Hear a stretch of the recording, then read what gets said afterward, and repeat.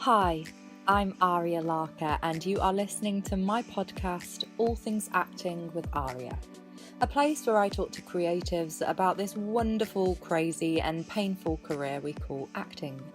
If you are not an actor, please do stay tuned, because though this podcast is called All Things Acting, we will also discuss the general torturous but rewarding life as a creative. Hello and welcome back to my podcast. I am very excited about today's guest. She is a powerhouse actress who not only completed drama school whilst having a baby, but has also gone on to carve a career for herself both on stage and behind stage. Jade, welcome to my podcast. That was a really kind introduction. Thank you. Oh, you deserve it. You are such a wonderful person as well, because Jade and I met when I auditioned for the Monologue Slam.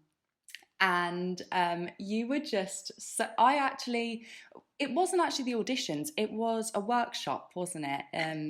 It was a little workshop that you had to support the Monologue Slam, and for those people who didn't get a chance to audition, had like a sort of second chance there to maybe be selected. And I just remember from the moment I met you, you were so supportive and so nice. And it's a really difficult industry, and to meet somebody who is just like so giving as you are with opportunities. I remember not long after you got back in touch with me about a possible R&D project, and yeah, I just really appreciate people like you in my life, and I wanted to bring you on the podcast because I just feel like you have such an incredible story to share. Well, thank you. Firstly, thank you so much. That's really kind. I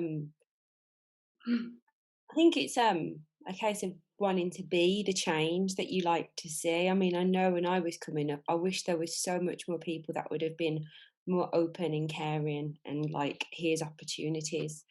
And even now, I wish that it was still the case. So I just like to be that person for somebody else if I can. If I can do something for someone, I'd love to do it.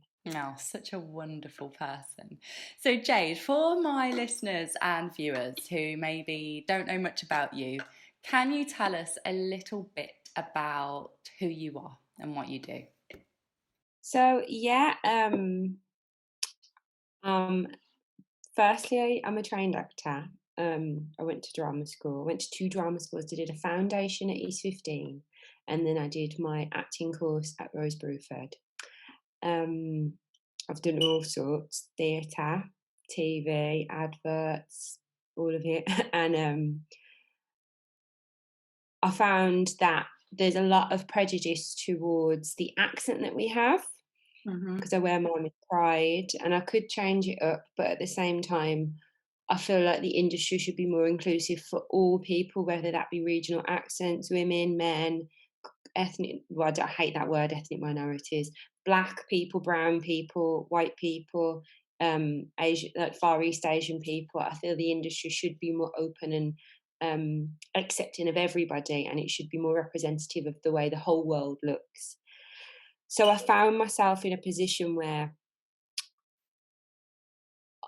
I'm not someone to sit at home and wait for the phone to ring, if that makes sense. And I found myself in a position of being offered an opportunity to run Monologue Slam, which is a competition in the Midlands, and help other people get work and help, shape the way that the industry could potentially look moving forward. And off the back of that, other producing opportunities appeared, and I said yes. Always to interesting ones, always to ones where I feel I'm going to get an untold story out there, something that's not necessarily been heard before, or something that again helps even that playing field, redress the balance in the industry. And there've been some great projects. I'm really, really blessed to be able to work in the capacity that I do, and while still forging a career and being someone's mum. So yeah. Yeah. And that is also, I mean, such a huge thing because I don't have children and I struggle so much to balance my acting career and anything else I do on the side of that to help me survive. Can we talk a little bit more about your baby girl? Can we talk about specifically your time at drama school and what it was like for you to get through that whilst being pregnant?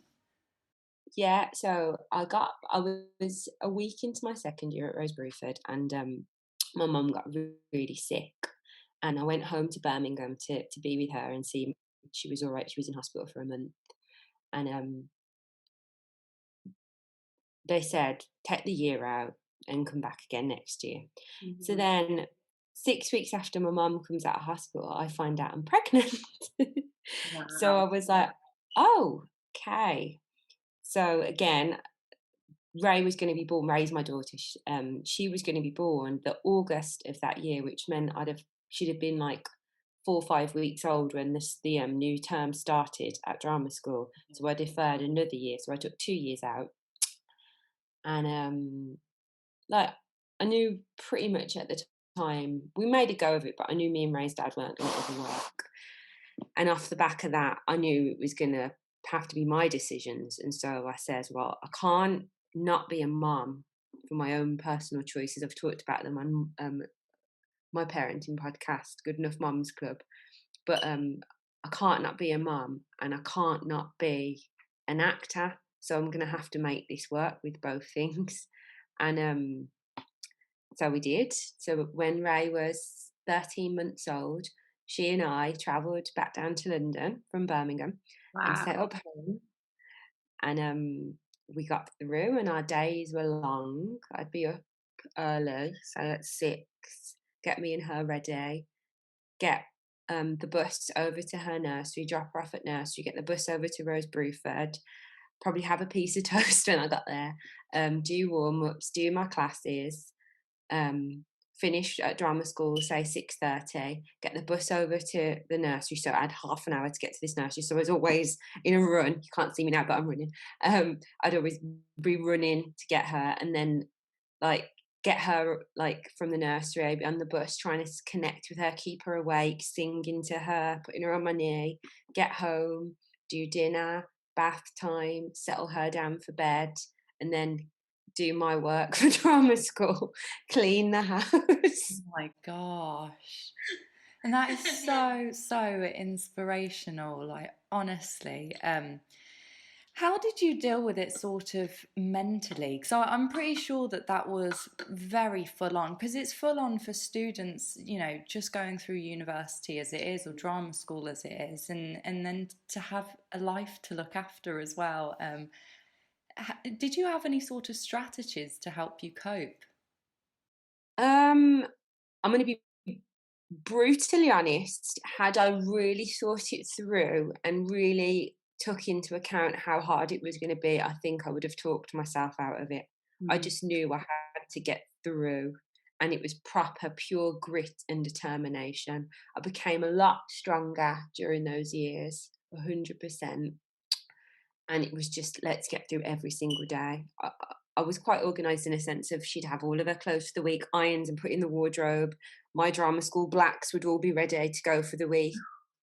I'd, have gone to the supermarket and planned meals that were not going to kill me to cook every single day. Um,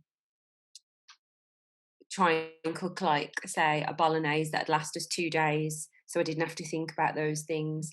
Um, on the buses. So like I was blessed.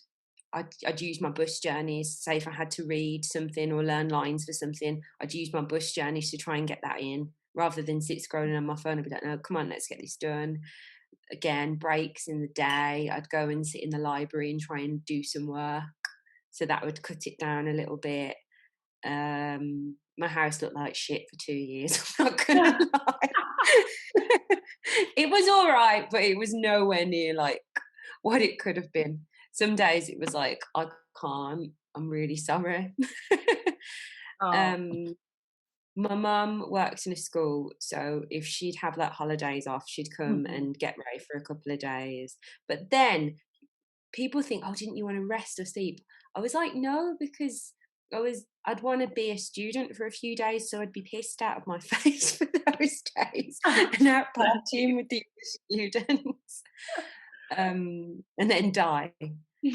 So I literally think for those 2 years, I put my head down and just got through Mhm. 100%. I feel like drama school was such a huge part of your life.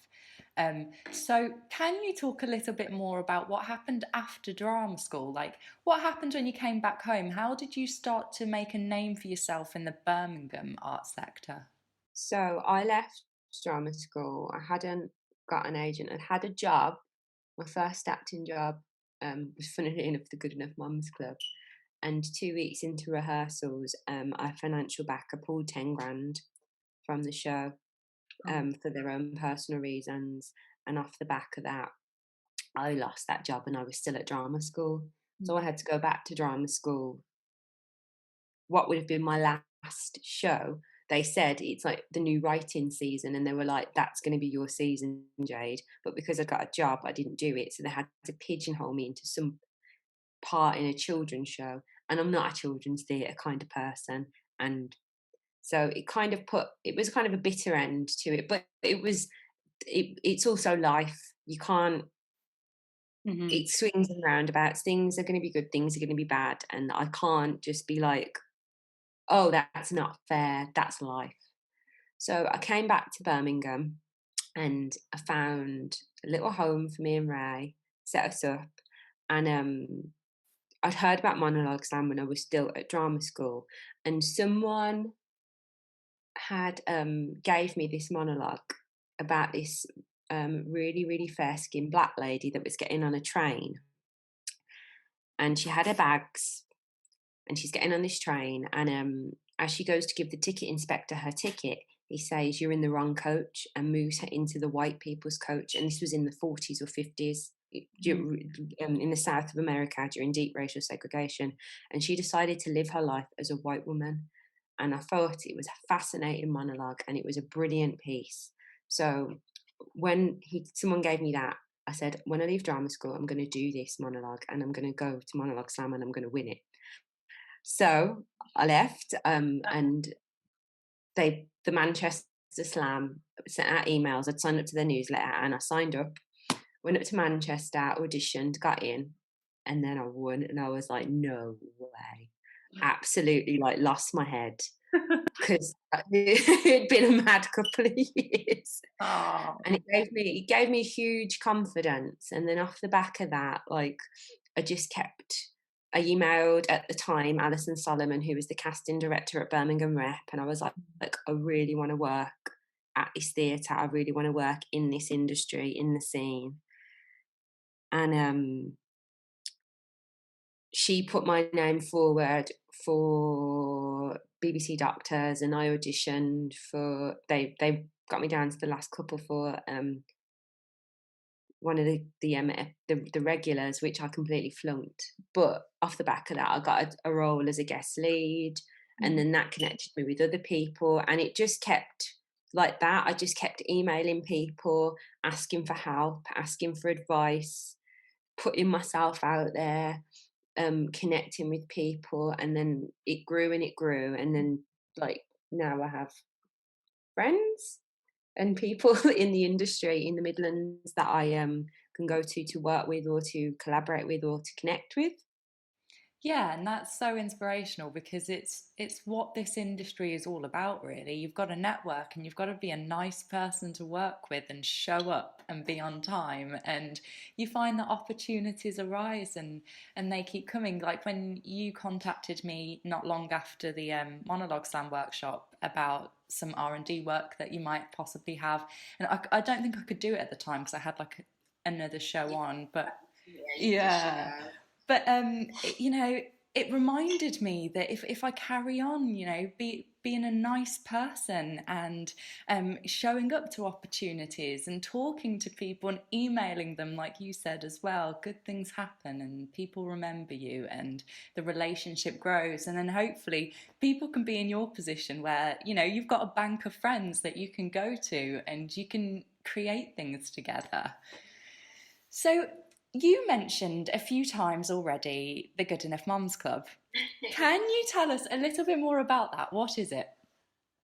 So the Good Enough Mums Club is a musical, and I got involved with that, as I said, when I was still at Rose Bruford. The writer, who's now become one of my good friends, Emily Beecher, Hmm. she wrote the musical as her way out of postnatal depression and postnatal psychosis. She was really, really Wow. poorly, and it Hmm. was part of her therapy. She wrote her way out of her illness.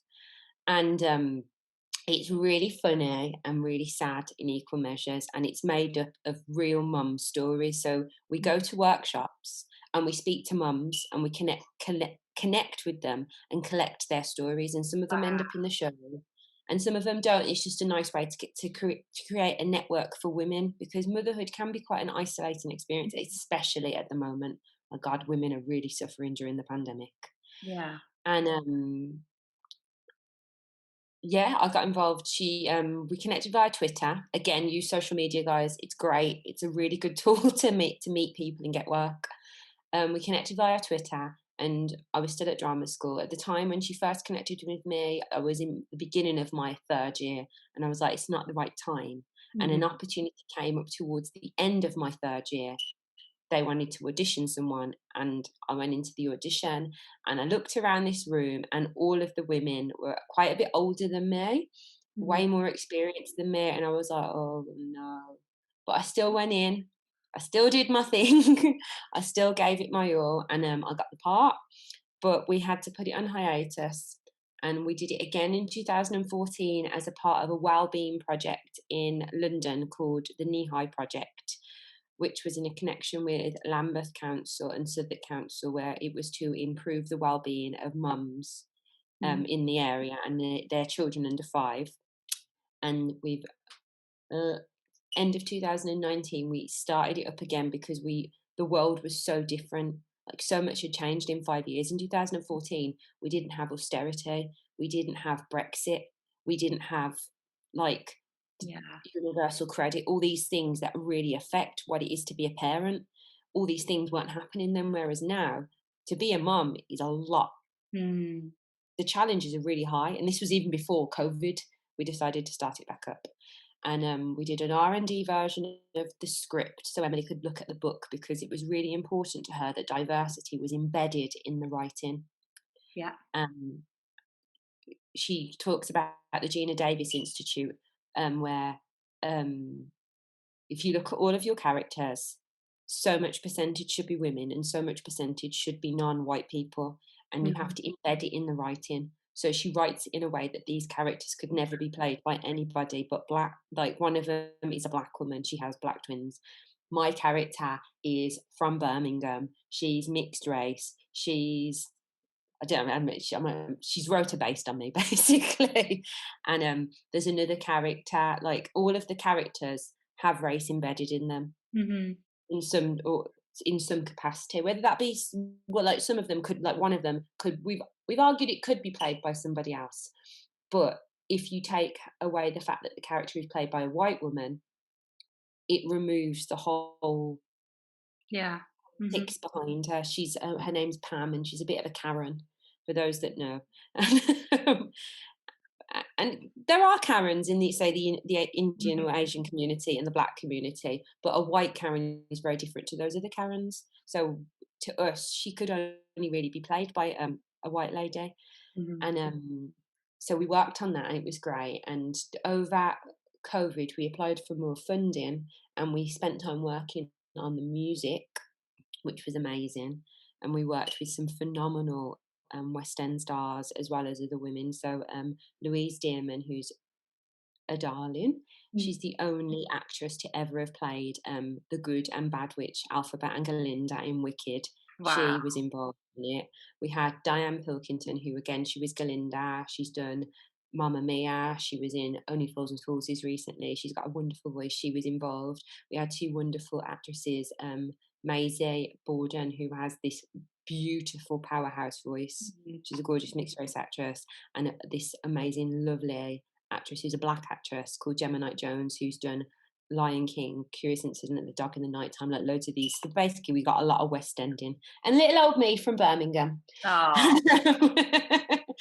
And we worked on the music of the show, and we were meant to right now as we speak, we were meant to be doing a concert version of the show at the Hippodrome, but COVID, Miss Rona wouldn't let it happen, would she? She weren't letting it happen. But we've delayed that till later on in the year, and we're going to be doing a concert version of the show at several venues across the country. And then it was meant to be spring 2022, but again, Miss Rona has pushed it back. Autumn 2022, we're going to do a tour of the show, which will start off in Birmingham at the Hippodrome, because the show has really strong connections to the Midlands. And that's that, yeah. So exciting. Oh, wow. So I feel like the Good Enough Mums Club was especially great for highlighting a platform for women of colour. And last year, Black Lives Matter was such a huge discussion that really, really needed to take place. As an actress who is mixed race herself, can you talk a little bit more about how your race has affected your life as an actor? Because, you know, as a South Asian woman, I have had so many obstacles, like with the types of roles that I can have. I find that a lot of roles have to relate to my background and my religion. And, like, yeah, can you talk a little bit more about your experiences with that? Are they the same? Have you seen a change lately? Yeah, like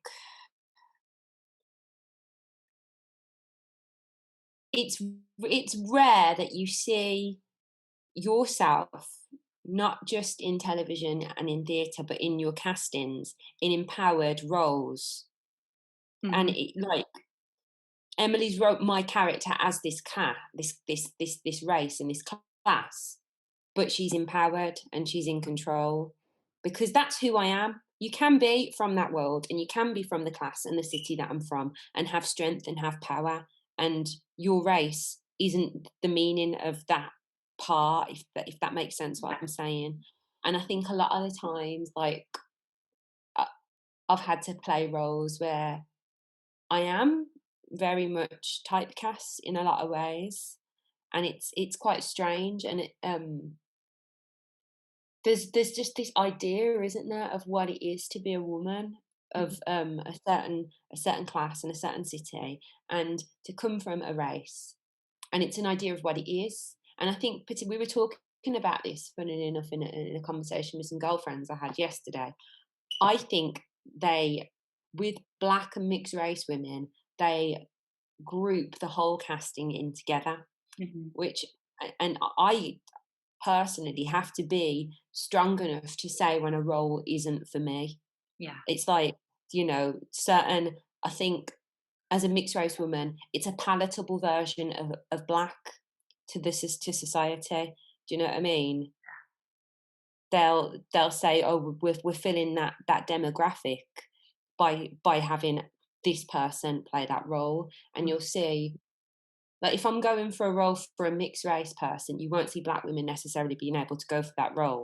But if you see a role for black, they're grouping black and mixed race together. And I think it's taking roles away from my beautiful black sisters. Yeah. And I think you have to be really mindful of that as an actress. Am I taking up space for somebody? I think we have to be really mindful of that anyway in life, full stop.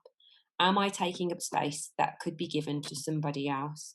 Is this for me, or is this somebody Mm-hmm. else's part, or is this somebody else's story, or is this somebody else's place that I'm in? And I think for me, that's been really important. Mm-hmm. Yeah, I totally feel you. I mean, I have headshots with me in a headscarf, and you know, at the time I was like, "This is a great idea. I can get, you know, loads more roles. They can see what I look like." And it's only now that I'm starting to think about it, and I'm like, "Hang on a minute. I have a friend who's an actress, and she wears a headscarf. She should be going for this role. What am I doing going for it?" And yeah, it's also trying to find that balance with do I take this opportunity because it's going to help me progress forward as an actor, or do I listen to my morals and say no out of, integrity? Yeah. And it's a tough one, isn't it? Because I'm sure, like certain roles within the headscarf wearing community, the Muslim hijabi Mhm. community, um, they wouldn't. There's a lot being asked of those actresses that their religion doesn't allow necessarily for some roles, and I think I'm not saying it's right or wrong. I think there's nuance in all of this, Mhm. but you also have to be very aware, as you said, of what are the reasons for me doing this? Mhm. Like someone I know, an actress I know, she was asked to audition as a black actress for a mixed race part, and she said, "I'm not mixed race," and Mhm. they said, "It doesn't matter," and she says, "No, it does matter. You're disregarding that I'm a black actress. You're taking away my identity," and I feel like quite a lot that does happen as Mhm. and I cannot stand the word dame. I've dismantled it. I've tried to remove it from my vocabulary in every capacity this year because they homogenise race and they group us all in together. And by doing that, they take away our identity and who we are. I am Jade. Yeah. My experience as a woman who is not white in this country is very different to your experience, Ariya. And they're Yeah. both valid and they're both warranted, but they are 100% ours, and it's not okay for people to want to remove that, in my Mm. opinion. No, I totally, totally agree. Thank you so much for being so open and so honest today. I'm so grateful to have you on the show. Um, I feel like we've gotten a lot there, and it was so interesting to hear about your journey because it wasn't the traditional journey into acting, and a lot of your success has come from pure determination and your will to persist and network and grow. And I think I've been reading The Subtle Art of Not Giving a Fuck lately. And it's a great book, by the way. And one of the chapters focuses a lot on some of the struggles that you're willing to face in your life. And you're a prime example of, I think your struggles do define you, and you have really, really chosen to persist with acting. And you had so many barriers and so many obstacles trying to push you back. And, even right now with COVID and the fact that you're still talking about like the Good Enough Mums Club is still going to happen, it's really inspiring to talk to people like you who, during such a dark time right now, that you're not giving up. So before I let you go, Jade, and we wrap this up, do you have any final bits of advice for our actors or creatives listening? Um, yeah, I think as much as I'm, I would say I am very determined. This year has taught me hugely about caring for myself, Mm-hmm. and that there is a price for that determination and that hard work and that grit. And sometimes, of course, you have to work, you have to graft, you have to give it your all. But there are going to be times where you have to take your foot off and go, okay, I need to look after myself. And I feel like this year we really need to look after ourselves. You can grind, but make sure that there's time in your life where you're doing something for you. You know, whether that be go to the gym, meditate, go for a walk, take a long bath, scream at the open air, read a book, whatever that is. Really look after yourself because we're in an awful time when our industry has been decimated and there is no. I'm, I'm, as you said, I'm thinking about work moving forward. I've not had a lot of work this year for me as in any capacity. Everything's been planning for the future. So bear that in mind that people may be getting work, but very, very few of them are getting work. And it does not take away the fact that you're a human and that right now a lot of stuff is out of your control. So be kind to yourself and think about what you want as well in the industry. Don't think you have to be a yes person and Mm-hmm. just say yes to absolutely everything. I think I've been guilty of that myself so many times in the past because there's this feeling of being grateful. yeah, you can say no. Oh, thank you so much. Some really, really wise words there. So, thank you to everybody at home who have tuned in today to listen to my podcast. Jade, before I let you go, how can they find you and maybe some of the things that you're doing, like the Good Enough Mums Club? Oh, so on all socials, I'm my acting name and my actual name. It's not a stagey one. Is Jade Samuels, and it's at JDS 1986. It's all my family and close friends call me Jada, which is really strange. So it's literally my brothers and close friends and like my dad and people like that call me Jada.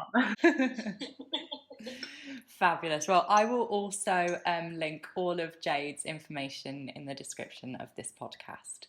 So thank you again for tuning in. I really, really hope you enjoyed that, and you can join me next time with my next guest. Thank you and goodbye.